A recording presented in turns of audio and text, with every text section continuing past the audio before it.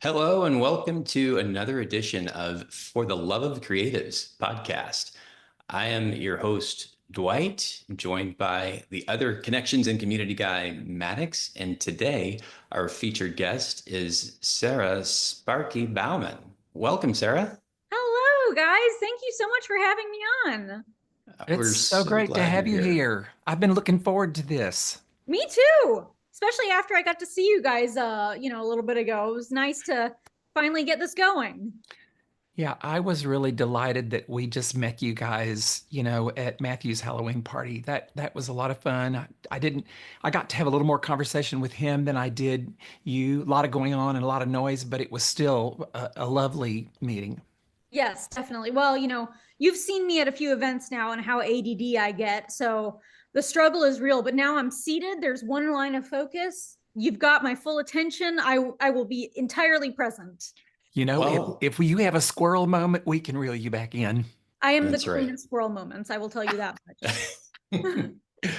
Well, let's direct our focus to making sure that we give you a proper introduction to our listeners. And you have an incredible story, but what is the way that you would encapsulate it? My story or a little bit about me or all the above? Just A little just bit a about you. little bit about you to start. So my name is Sara Baumann, as you guys mentioned. I've been an artist at heart my entire life. My DNA is all artists from my mom's side, from my dad's side. It's just kind of naturally ingrained within me. I instead got a degree in occupational therapy, which is healthcare. And as of about 2021, 2022, I transitioned entirely out of healthcare and entirely into art, whereas prior to I was doing both part-time. I'm sorry, one full-time, one part-time. And this has become my entire passion. Not just being an artist, but also being an artist who tries to champion good and does well for the community, but also hopefully inspires others to try and figure out ways to turn their passions into their daily lives as well. So that's a little bit about me in a nutshell. And there are so many different directions that can go, and that's fabulous and it's beautiful. First of all, I want to acknowledge that for anyone listening, you have shown that it is possible. You can do that thing that is what it is that drives you and have it be your primary driver, the primary thing that gets you out of bed in the morning and that sustains you and feeds your family and allows you to give back. Yes. And I will say too, there is no shame, no qualms at all with, maintaining your passion, whatever it is, say you're an artist or whatever, and also maintaining something that gives you like fiscal security on the side as well. There is absolutely no qualms with that. I just saw a friend of ours, Minji, speak at the Aloft Hotel about a week ago, and one of the things that she was actually kind of telling people is don't quit your full-time job, when you are wanting to transition to being an artist. And I don't disagree with that at all. I actually completely agree with it, because sometimes that fiscal pressure of having to bring in that income is very, very overwhelming and can oftentimes become so burdensome that you burn out. So yes, you can absolutely bring your passion into your full-time career. That's totally doable with enough knowledge and work and so on. But there's also nothing wrong with maintaining a career that's a little bit more, expected, what's to be coming. I think we have a tendency as human beings to think in terms of either or, and it Yes. really can be an and. We recently interviewed a gentleman who shared with us that he had determined he wanted two passions, two Mhm. purposes, that he didn't want to just pick one. And he has a full-time job with a corporation that he absolutely loves, and then he is an actor, and not, like the actor that you know waits tables. He really has jobs. He's actively acting and passionate about that, and doesn't sound like he would want to give either one of them up. And I thought that was really cool, because we don't think in terms of and. Yes. Yeah. No, 100%. And I do think you see that more often than not, especially nowadays. I think people that are like millennial and lower have a tendency to operate multiple careers at one time, as opposed to the generations above us, which had a tendency to kind of silo into one career. I think now it's very natural to have like 2-3 jobs at one point in time. And don't get me wrong, I love science. I love healthcare. I love helping people. I was just incredibly upset by and no longer believing in the healthcare system and the way that oftentimes I think patients get treated, healthcare professionals get treated. And that was one of the biggest catalysts for why I left healthcare entirely, was just because it had nothing to do with caring for patients. It had nothing to do with, not loving science. It had everything to do with the fact that I felt like a lot of the healthcare systems were not appropriately managing the way that patients should be cared for and or healthcare practitioners. So I have a love and passion for both things, both art and science, and I would probably still be pursuing both, had it not been the healthcare system that we're currently, within. You did what you had to do to take care of yourself. I applaud that. But I want to comment on something you said a minute ago, the previous generations having, one thing that they did. I'm a boomer, and I had a 40-year career as a hairdresser and makeup artist, but throughout most of that career, I had a variety of different side hustles that I did. There was always a side hustle because I just wanted that extra challenge and stimulation Yeah. Something that keeps you and firing on all and cylinders. variety. I wanted something that broke up the monotony of doing the same thing all day, Right. every day. Right. Yeah. I Yeah. think I was maybe an exception because I don't think a lot of boomers are like that. Yeah. Yeah. Well, I think that's very true. I think that there's always going to be exceptions, right? I think that you're also going to find that there's a lot of people that are within my age group and younger who prefer to just have one career, just have one stable career and not have any side hustles or anything, extraneous outside of just work and then going home. And there's nothing wrong. Like we said, there's not necessarily an or, it can be an and sort of situation. But I think nowadays, for at least us younger populations, I think industry has significantly changed. Whereas once, many moons ago, a lot of companies, they wanted to hold on to their employees, right? They wanted to have loyal employees and maintain them for as long as possible. And I think that that has significantly evolved over the last probably 2 decades or so, where you're seeing more and more layoffs and more churn and burn of employees, because a lot of industries are recognizing that they can get rid of, a sect of employees and hire in a new sect of employees for even less pay than what they were paying the previous cohort. And I think that's been a massive catalyst, not only for so many of us younger people wanting to now have multiple side hustles, but also for fewer and fewer people really having trust in corporations and industries in particular working for them. It's kind of sad. People have become disposable.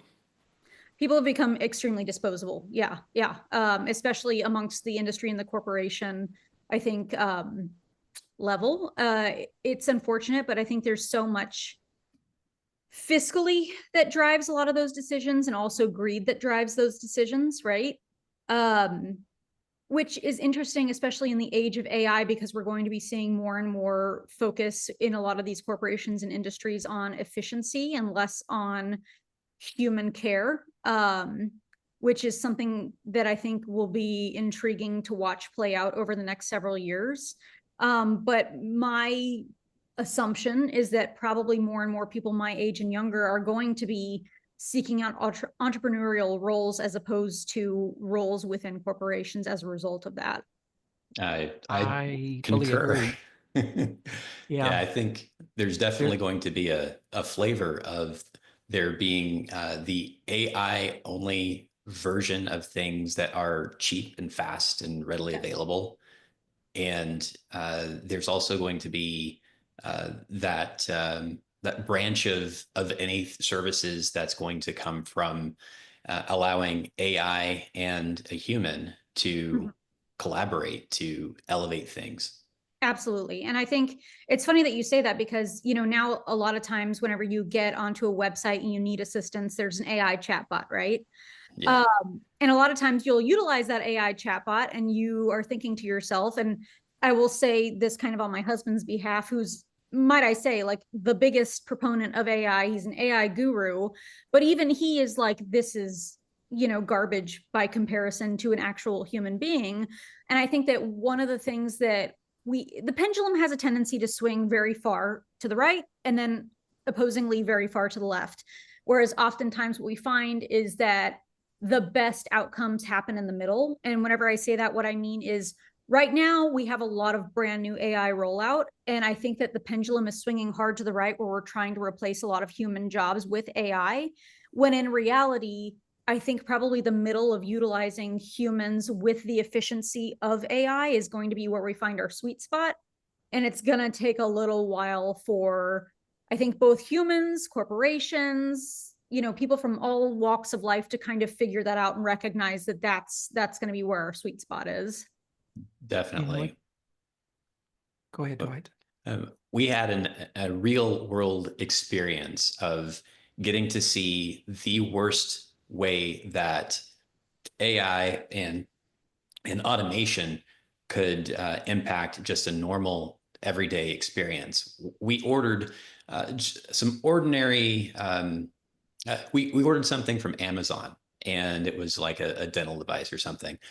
And the way that it worked out, I'm filling in the blanks with what I think happened at the warehouse, but a machine thought that it packed the ordered item into the package, and it got loaded into a truck, and it was delivered, at Amazon speed to the front door. Well, the thing is, something happened to where that handoff of the machine putting the item in the package didn't actually happen. So we got an empty package that was placed on our doorstep. And then we had to engage with the AI help to go through, you only have the option that they expect. Oh, right. So you want to return this item. Yes. It's like, well, yes. No, it was delivered, but it didn't actually happen. So after several rounds of going with the bot, I finally was able to chat with a human. Yeah. And explain, like, all the options you have are not exactly what's happening. We just want what we ordered. We don't want to return the empty envelope. We just want you to send what we actually paid for in the first place. It's so funny. That's literally exact same thing has happened to me too. So I completely understand what you guys experienced. Yeah, I love AI, but I think I'm using it a lot, but I think that you have to use it very intentionally. It can't, it can't replace us. It can't do all the things I don't want it to do. I don't want it to replace me. I don't want it to write all my stuff.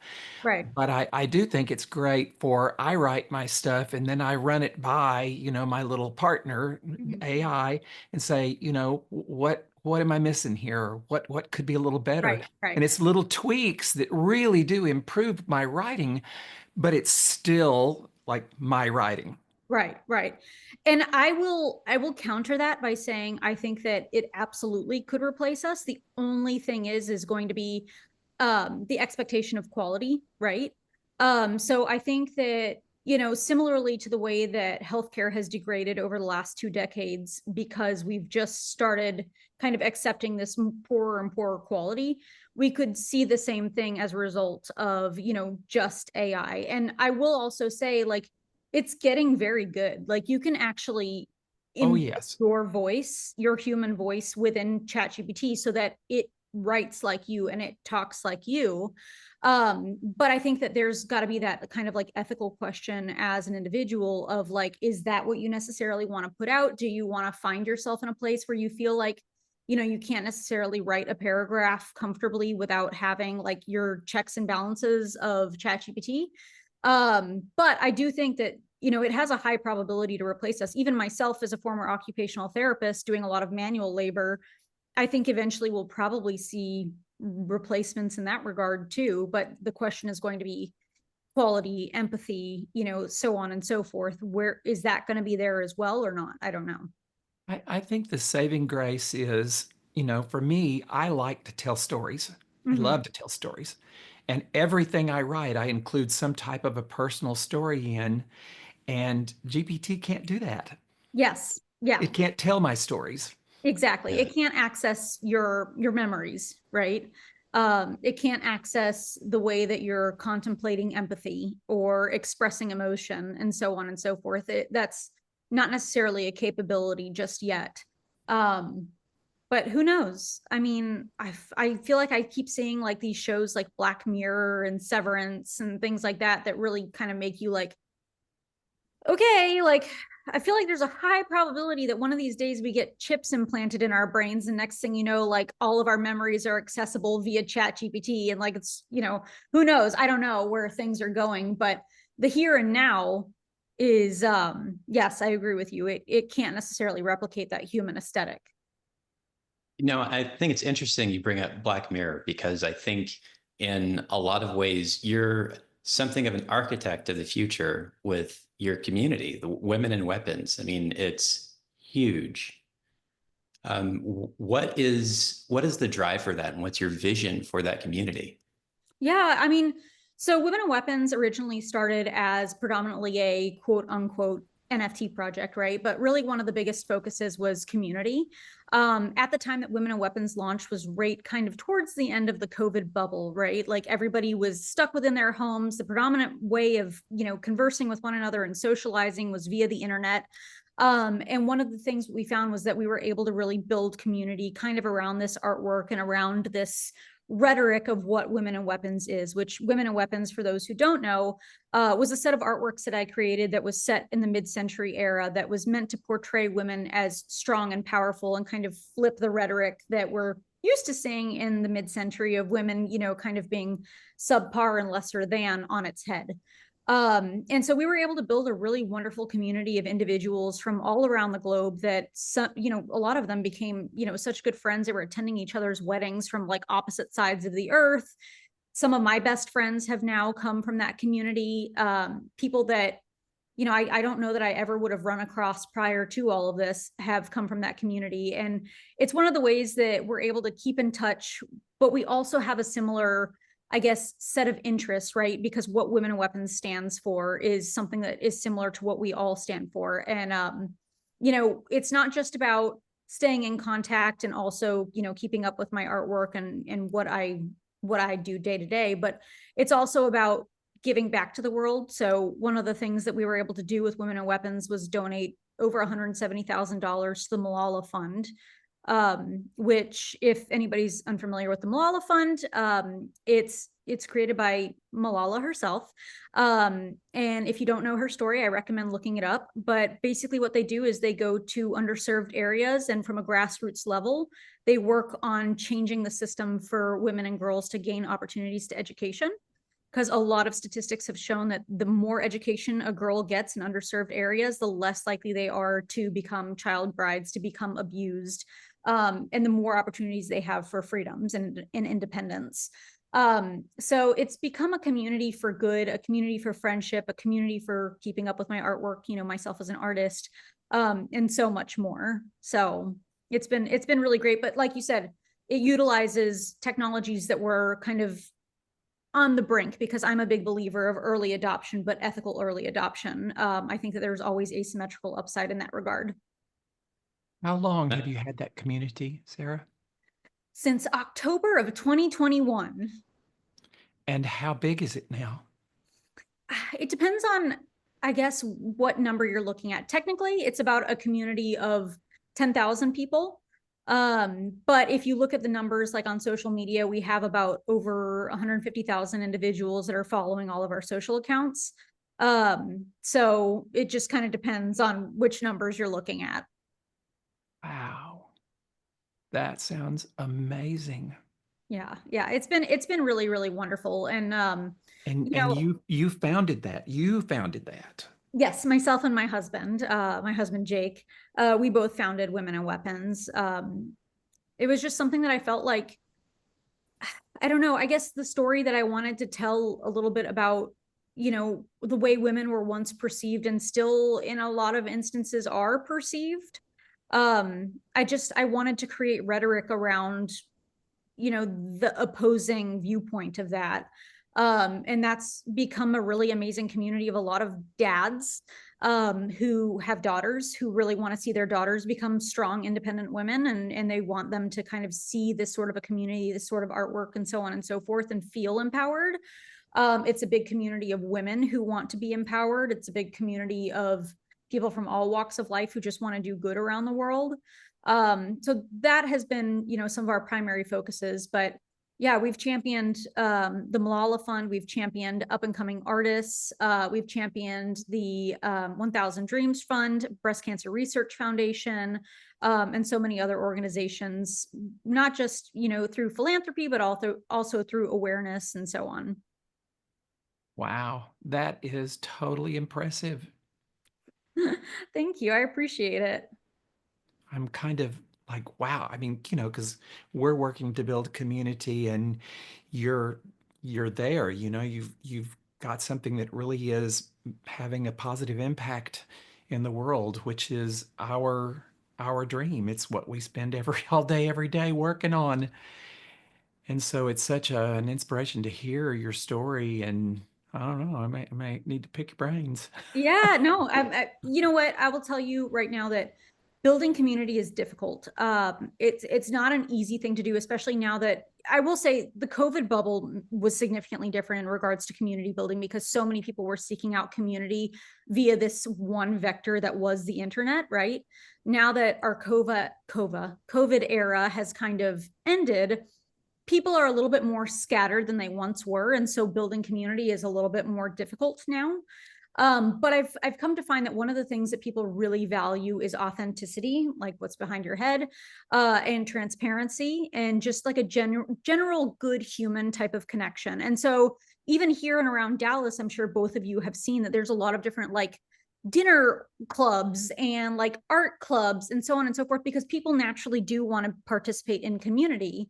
But it is something that's hard to build. It's something that's hard to like maintain kind of like a loyal base of, which I don't necessarily think that you should expect a loyal base, because I think people should be able to ebb and flow and flex as they please.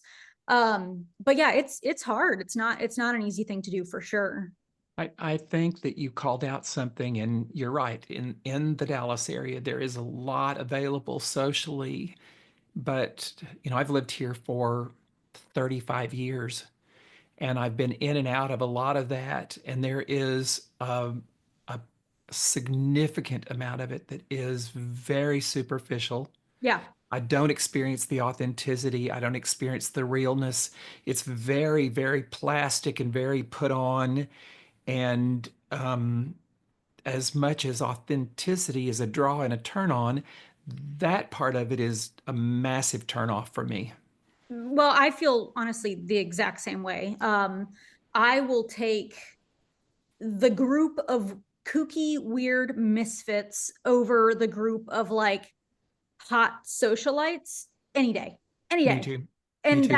that's kind of the group that I've found myself in here in Dallas. Is I tend to hang out with like the kind of quirky, weird artist group of humans, as opposed to the opposite group.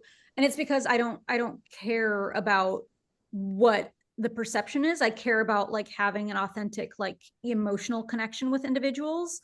And we're in some of the loneliest times I think we've ever been in, right? Because everybody's so Agreed. into their phone, so sucked into their computer, their iPad, whatever it might be. We're so separate now. Everybody's working 24/7. So a lot of people are seeking out that community. And I think it is going to take for a lot of people a lot of bopping around to figure out where you fit, right? Like where your comfort level is. But once you start finding where that community is and you start drawing in more and more people that are like you, it grows and grows and grows and gets bigger and better. Well, I think oh, go ahead, Dwight. well, I was just going to say that you hit on something that is a recurring theme that we see, and that's many creative people feel isolated in their journey. Yeah. What Because structures we're and weird. well, yeah, yeah. Well, and nothing makes you feel weirder than how you kind of mentally put a spotlight on yourself. Yes. Yes. 100%. Yeah. I think that's what draws us to the creative community. In the last couple of years, our not just anything that might be about business, but our personal lives have become so engaged and entwined in the creative community here that, I mean, like everybody pretty much that we socialize with is some form of creativity. And when we're together socially, a huge part of the conversation centers around our creative experience Mhm. and how it has impacted our own lives. And um, we certainly embrace the weirdness, the individuality, the quirkiness. Yes, yes, me It's what too. makes it so interesting. I don't, so much more interesting than a room full of people wearing the designer labels. Just Well, not saying. only that, but like also being in a room full of people who want to learn more about you as Mm. opposed to telling you about themselves, right? And I think that's where a lot of that loss of like true heart to heart connection happens, is that there's a lot of, and let me tell y'all, I've been within like kind of the entertainment space and everything, and it's tough because a lot of people, they want to talk about themselves, they want to climb the ladder, and I just feel like it's very difficult to make any sort of like heart to heart connection whenever you're doing that. It's better, from my viewpoint, to be friends with people who are the type of humans that want to learn more about you and also want to speak about you in a room full of opportunities when you're not there.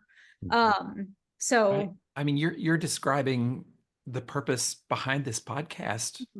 We do this because it gives us an opportunity to get to know somebody, so many people's like real story. Like for oftentimes it's the untold story. I'm amazed at how many guests have said, wow, I've never really said my story out loud like this, and how many of them have described, the connecting of the dots, or the shift that occurred within them because of the opportunity to share their story openly and authentically.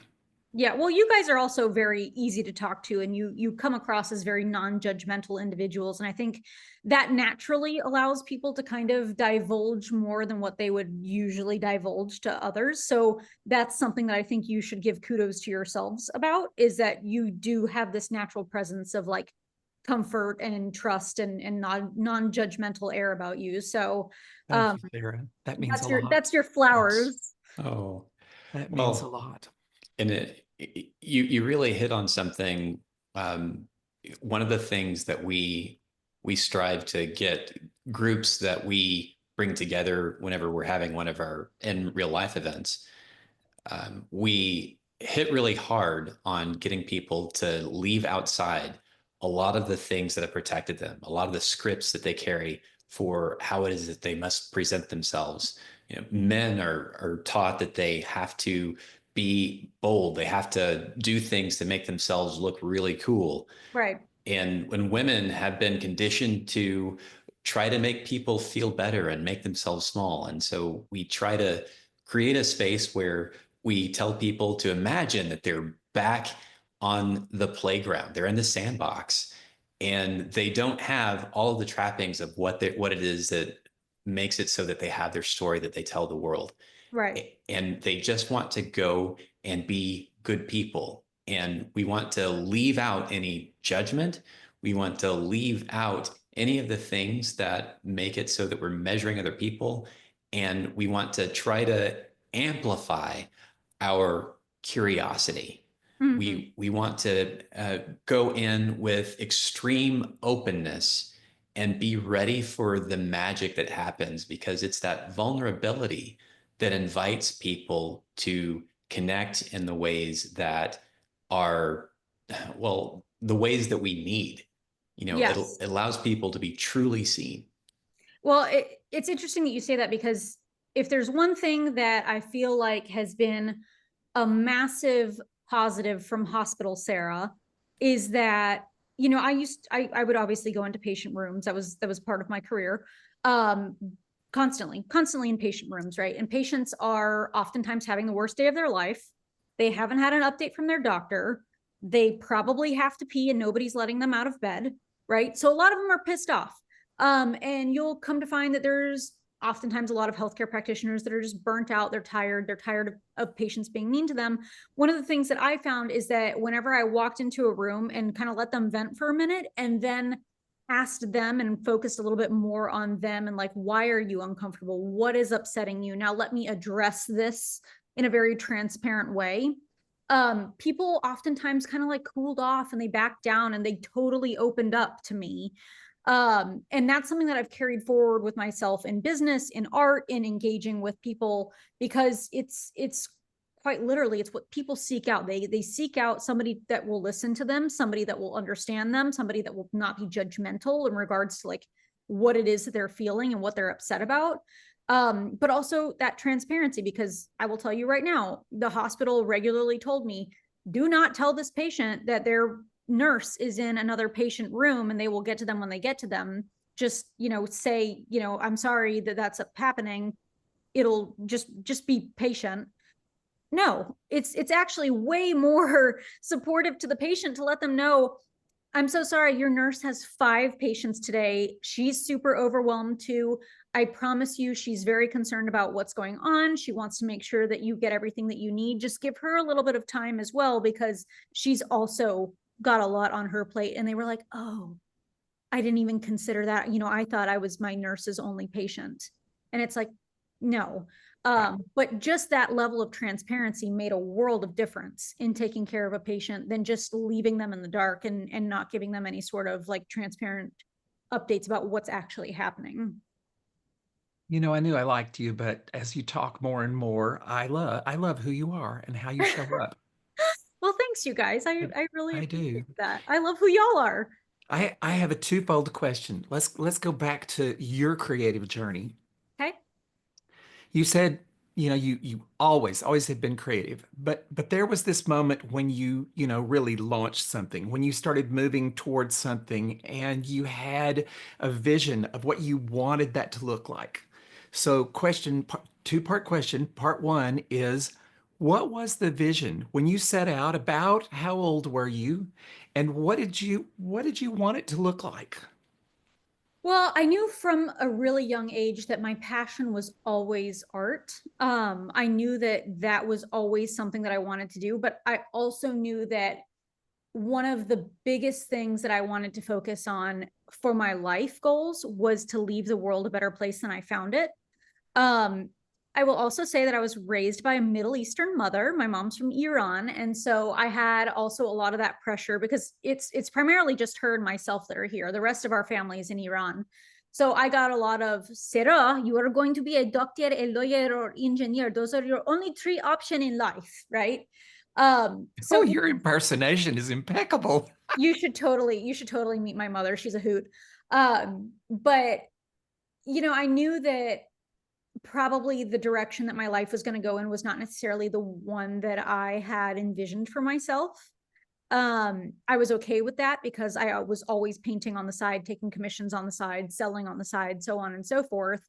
It wasn't really until probably like COVID that I was like, I don't I don't want to be a healthcare practitioner full time for the rest of my life. This isn't where my passion is. And COVID, if there's one thing that's true, it's that when you're in a hospital and you are watching people die left and right at young ages, people who have, fought for a long time to be healthy and they die anyway, it's a big wake up call that life is short and it's more important for me to do something that I love and not make a boatload of money than to do something that does not fulfill me and be very fiscally comfortable. And that's not necessarily, again, that's an or situation, but that's not necessarily to say that, comfort, like fiscal comfort, is not also something that makes your life very enjoyable, because it makes life a lot easier when you're not stressing about bills, right?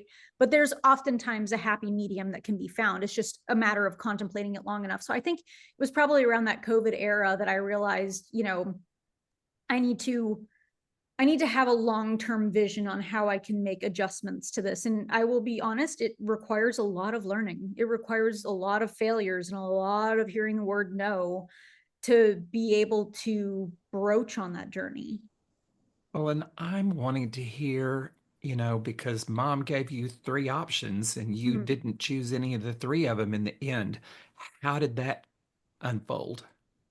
Yeah, well, I basically told my mom I'm going into occupational therapy because I can't do organic chemistry and insulin terrifies me, so I don't even want to play around with that. And I can't argue for the life of me, so I can't be a lawyer. But whenever I did transition into full-time art, I was telling my mom, I'm going down to PRN at the hospital, which PRN basically means like as needed. So I was working like, I don't know, maybe like a weekend and like one weekday in the hospital a month, just to keep my foot in the door, just in case.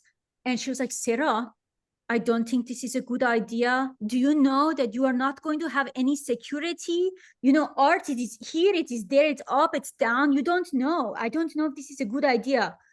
Um, and then maybe like 3 months from then, when she realized that I could actually make a living and, some years make a significantly better living than what I was making as an occupational therapist, she was like, oh, okay, maybe you are right. Maybe this is not so bad. So You're cracking me up. I'm telling you, you have to meet her. She's a hoot. But yeah, it was hard. I mean, it was hard talking her into believing that I could make a living as an artist. You're Um, not the first person that has told this story. We've had other people that, and some from cultures where that, like yours, that's very steeped in that you got three choices. Yes, yes, very, very intensively. But, I think the moral of the story is like creative thought, being hyper aware of what's kind of on trend, what's in demand, so on and so forth. And not necessarily when I say on trend, do I mean like creating artworks that are on trend, right? I mean, I ebb and flow as an artist. I don't just paint. I also do mural work. I do commercial work. I do consulting work. There's a bunch of different things that I do as an artist.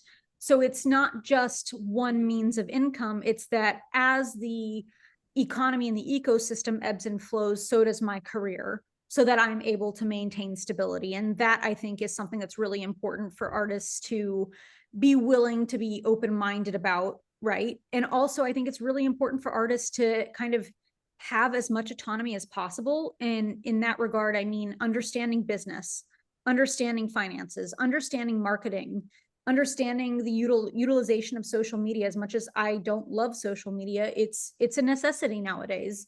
And so I think if you want to become a full-time artist, you also need to be aware of the fact that you're going to need to be a business person as well. Well said. Please say that again. We'll replay it. Yeah. Well, and I would say when you say artist, I think that you might as well just say human, like any. Yeah. Yeah. We have to be clear about making sure that we operate as a business of our brand, who we are. We have to be ready to make it so that we're able to go and do what we need to support our family and be able to comfortably look at ourselves in the mirror. 100%. And like, don't get me wrong, if times got rough enough that I wasn't able to, make ends meet with my artwork, whether it be mural work or commercial work or paintings or whatever it may be, I have absolutely no qualms with going and getting a job elsewhere. There is nothing wrong with that. I think that oftentimes people should be more open-minded to that because there's no shame in that game at all. We never know. Yeah, We you never never know. know.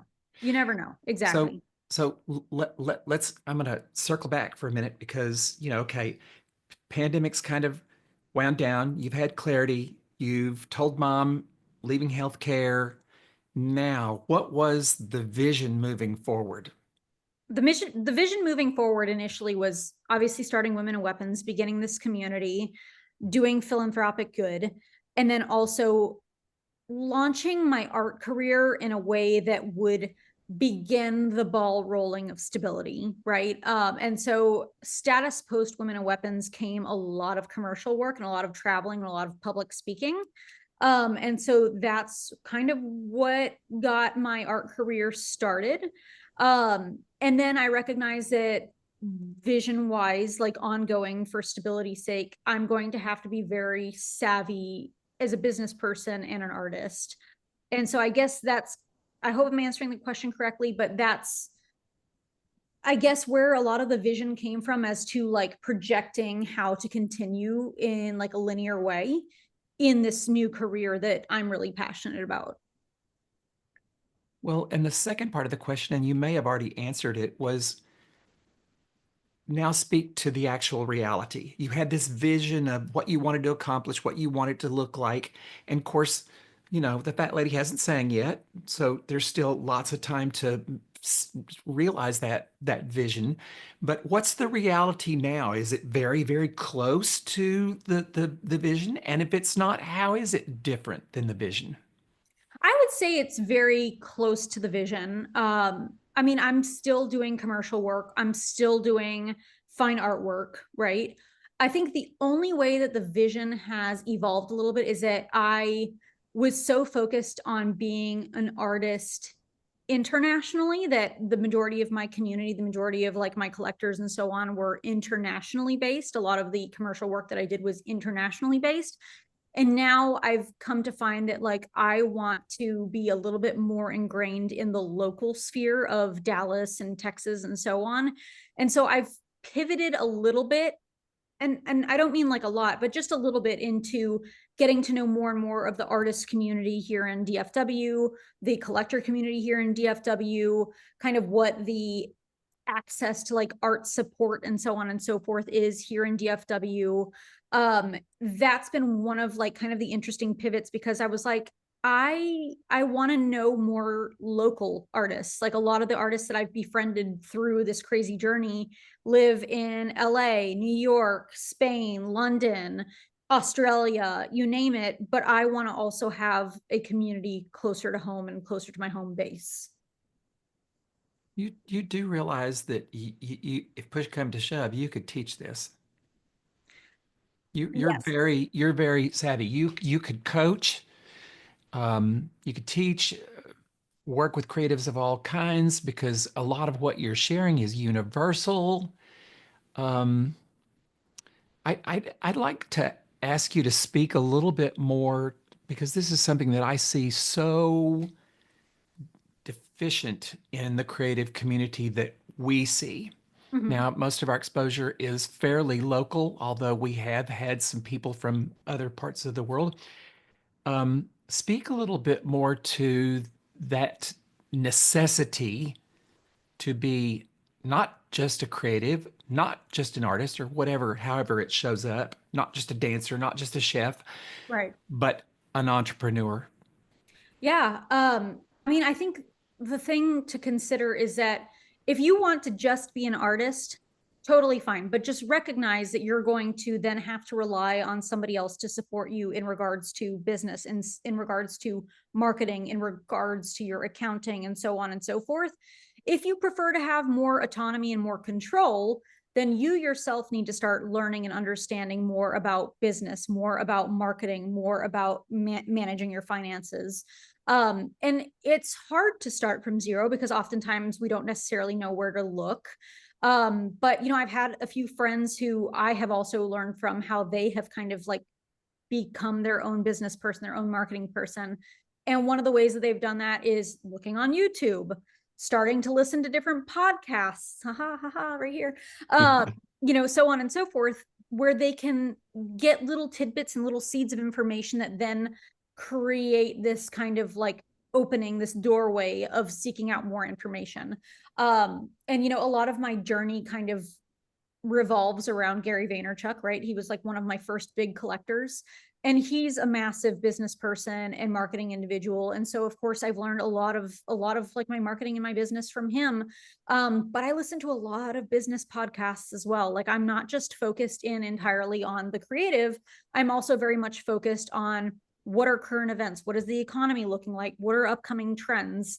And I say trends in that I mean not like social media trends, but I mean like what are economic trends that are coming forward? Like now that we have tariffs implemented and it's kind of this crazy ebb and flow, like what is the secondary market going to look like? Okay, well, a lot of these different art fairs, they're not selling the way that they used to be selling. Okay, well, we're seeing more and more of a collector base that doesn't necessarily want to spend $20,000 on an artwork. They're wanting to spend like a grand or sub, you know, on an artwork. So it's important to observe those trends and make pivots to your practice as an artist, as a business person, so that you continue to maintain stability and maintain like viability amongst your community and your network. And so, you know, one of the things that I found is when times are really slow, when the economy is rough, sometimes there's got to be a bigger focus on prints, you know, limited edition prints or artworks that you can turn around in a faster period of time. You can always have your higher tier artworks like this one behind me that took like 4 months to make, right? It doesn't all have to be just one thing. You can make adjustments and ebbs and flows to your practice to support what's happening within economic trends and so on, cultural trends. I'm amazed at how many artists are completely resistant to the idea of prints of their work, like just won't even consider it. I want to call out, and this is not a coincidence. You are describing everything that you have done, the entrepreneurial part of it, the marketing, the trends, the observation, the social media, all of the pieces, parts, all of the hats that you wear. Mm-hmm. And this is single-handedly why you are successful. Knock on wood. Knock on wood. I mean, you know, I know a lot of people tell, I think this probably is Iranian culture a little bit, that like, you know, you shouldn't necessarily pat yourself on the back or like be too proud of your accolades and so on. I do think I feel like a lot of things are blessings that have come my way, honestly. A lot of it, I think, as well, is hard work. I think another artist actually that's here in DFW that's like phenomenal with marketing and with networking and so on is Tira and Melissa Ellis. Both of them are absolutely incredible whenever it comes to like business and marketing. And it's just, you know, you have to sometimes make your own success. You can't rely on anybody else to come save you. You can't rely on anybody else to open up the door and give you an opportunity.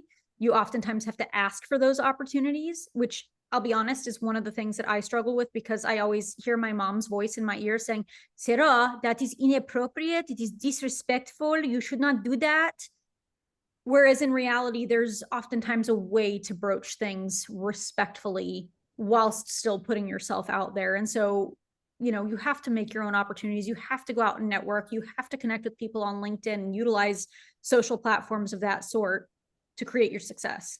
I think that it's important to eat a bite of humble pie every day. I think we need to keep, as we become more successful, keep our ego in check. Yes. But I am a huge advocate of patting yourself on the back when you've done well. I'm a huge advocate of completely celebrating your wins.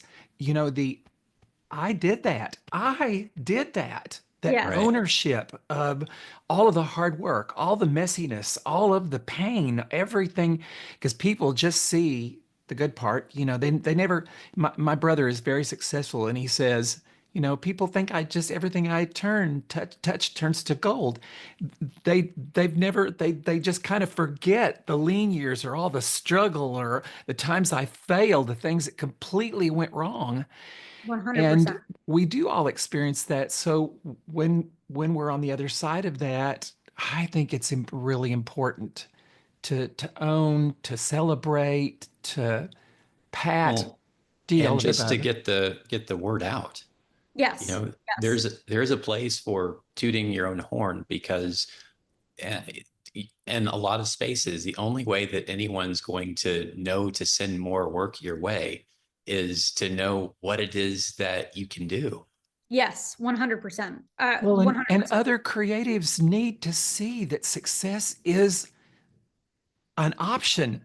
You know, Yes. you need to see people that are really, really doing well, Yeah. people that didn't have it handed to them on a silver platter, you Yes. know? Well, you know, I think that's oftentimes why like a lot of people see LinkedIn as like a place where people are always just like tooting their own horn. But I don't think what they're recognizing is there's a reason that that's the case. And I think one of the things that I tell a lot of artists is get on LinkedIn, like get on LinkedIn, especially if you're wanting to do any semblance of like commercial work or like connect with people. You might try and follow like an organization or whatever on Instagram, but you're going to be one out of like a couple thousand of faces in the crowd trying to get this group's attention. If you go onto LinkedIn and you connect with a curator, a CMO, whatever it may be, you may be one of 5 people in their feed who's trying to get their attention and trying to gain their awareness. That is gold right there. Yes. That alone is gold. Yeah. I mean, people constantly think like, oh, LinkedIn's for like business people and finance people and blah, blah, blah, blah. No, it's for everybody. You can go follow any CMO or any VP of marketing on LinkedIn and start connecting with them much easier than you're going to do that on Instagram or Facebook or Twitter. Maybe Twitter. A lot of people don't use Twitter anymore. But yeah, I mean, LinkedIn is kind of like an absolute hidden gem. And I feel like a lot of people just like breeze right past it. But no, I mean, it's absolute gold. Well, it represents that entrepreneurial business thing that people are so many creatives are like, no, that's not me. Well, Yeah, and the and other like, thing is it encourages people to be authentic. 100%. Yeah. Yeah. And I mean, totally fine. If you want to be an artist that's like the artist's artist, you don't want to, delve into social media. You don't want to sell prints. There's always going to be a market for that. Don't get me wrong. There will always be a market for that. The market will probably be much narrower. And if you're accepting of that, that's totally fine. But if you're the type of artist who's wanting to grow and wanting to evolve with the changes of the times, then this is probably one of the things that I recommend being open-minded to, and also being open-minded to burgeoning technologies like AI, like, blockchain technology and so on and so forth. A lot of people hate it, absolutely hate it, but a lot of times there's upside symmetrical, opportunity there. There's no wrong answer, and I'm not saying there's anything wrong with somebody that just wants to be the artiste. But the chances are they're not going to they're going to have a job that sustains them so they can be the artiste without being the business entrepreneur. Yes, absolutely. And there's nothing wrong with that. There's multiple routes. There's multiple routes to success, 100%. And not one is correct. But this has been the route for myself that has been the successful one. And so, to each their own, for each person, their own journey. You just have to be accepting of what may be on the other side of that journey, dependent upon the path you choose to take. Well, this has been a fascinating conversation. We are drawing near the close of our time, and we like to close out these conversations with a set of rapid fire questions. Oh boy, this is where I struggle. My brain freezes, but let's see what happens. Oh, they're easy. It's okay. We make it fun. It's light and fun. You'll do great. All right, I'm ready. So, knowledge or creativity, which is the more powerful weapon? Oh God, that's so hard. Creativity. That would have been my vote. Yeah. And it's such a reflection of your story. Well, and you know what? Creativity is what's going to make you stand out and make you be unique. Whereas knowledge, most everybody has access to knowledge, and oftentimes it's the same knowledge. But there's something very special about being the only person in a crowd who's able to do something very unique and special. That's where you oftentimes get recognized. So that's why I say creativity, even though I also love knowledge. I love that. What's one creative ritual or practice that most people wouldn't expect? Vegging out and not thinking about art for a period of time, and not working on art, and allowing your brain to reset. Yes. You feel guilty about it, but it's necessary. Did you hear that, Dwight? Hey. I've been poking him because he's just been grinding really hard lately, and I've been kind of poking him that he needs some what you just described. Sometimes you just need to reset and like get your canvas blank all over again, and then the creativity comes again. Yeah. I love that. If your art could physically speak to its viewers, what would it say first? I think it probably wouldn't say anything. It'd probably slap people in the face. Because a lot of the times I'm like a little bit of a edgy artist. You know, the ladies that I oftentimes paint have a little bit of attitude to them, and there's a reason why, is because I love to portray a really strong, independent, you know, like hoo-ah type woman. And so I kind of hope that they like reach through the canvas and like smack you around a little bit and just like, what's up, you know? So they probably wouldn't be particularly verbal in that regard. I love that. I love See, that. you answered them so. I know. That's great. I'm surprised I actually was able to come up with answers that quickly. Usually I'm like, oi, let me contemplate. But no, that was good. No, you knocked it out of the ballpark. This has been amazing, Sarah. Thank you so much for sharing your story with us and being so real and open and honest. What a honor and a privilege. Absolutely, you guys. I just love, I mean, we could have talked for 4.5 hours, but I love getting to chat with y'all, and I'm sure we'll hang out soon. We'll make it happen. All right, guys, have a